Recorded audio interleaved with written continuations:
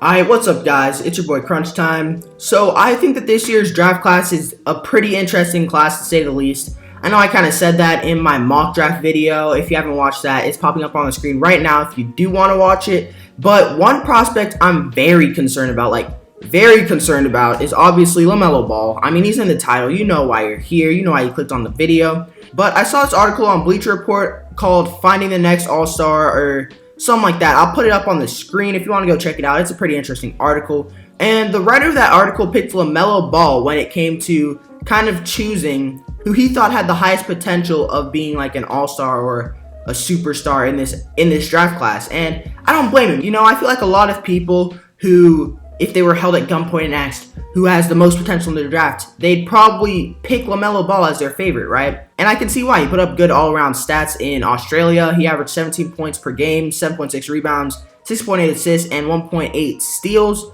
So I can understand why people look at him, and at face value, it does look like he's probably going to be the best player in this draft class. But I think a lot of people are kind of overlooking his weaknesses, right?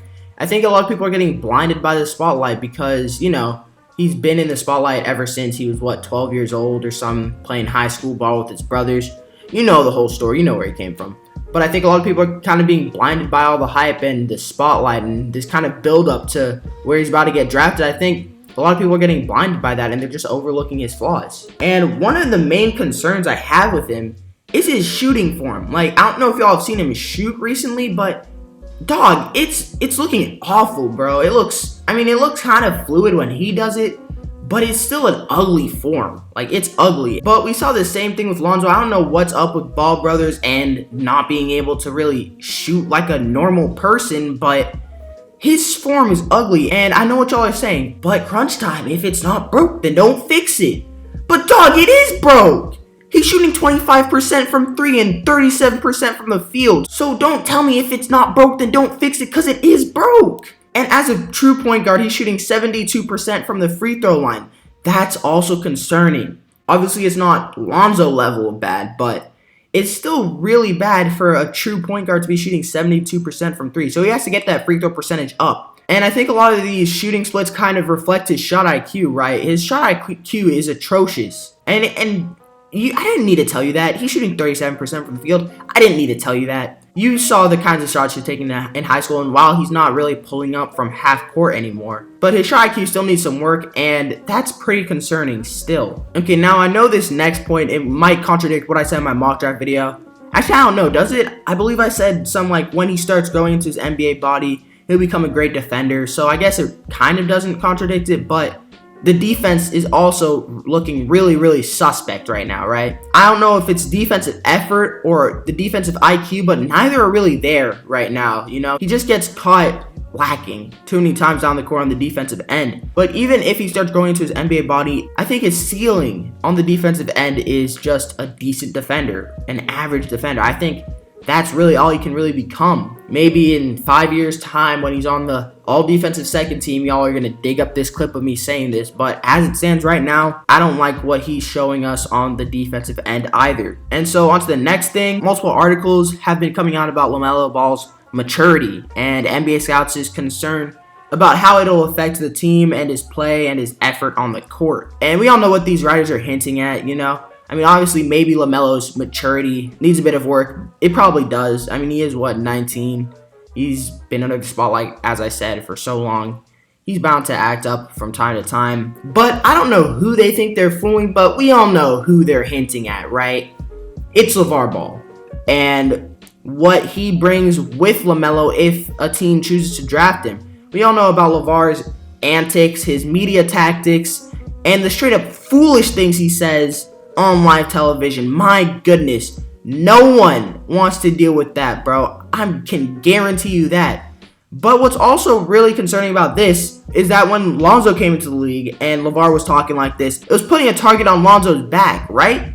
We saw Patrick Beverley get into a scuffle with him. We saw a bunch of players from other teams picking on him, right? Because of the stuff that LeVar said. And it wasn't really fair to Lonzo, but that's just the way the cookie crumbled, you know? And I'm afraid the same thing might happen to LaMelo. I don't know. It's something to, it's something to think about. It's something to consider, right, when you're drafting LaMelo. And I won't let this turn into a LaVar Ball rant or anything, but you guys get the point. Y'all know what LaVar brings with him and the stigma around him. And it's well-deserved stigma. Let me just say that. I don't want to sound like it's undeserved. It is well-deserved. He says some stupid things, but I won't let this turn into a LaVar Ball rant or anything. But another thing that's looking pretty suspect about LaMelo is his pre-draft workout reports. His draft stock seems to be dropping a bit after these pre-draft workouts with some teams. I know he only worked out with like a handful of teams, but a lot of articles are coming out, and all I'm hearing is that, oh, his pre-draft workout was disappointing. Scouts are disappointed with LaMelo Ball's workouts. Head coaches are disappointed.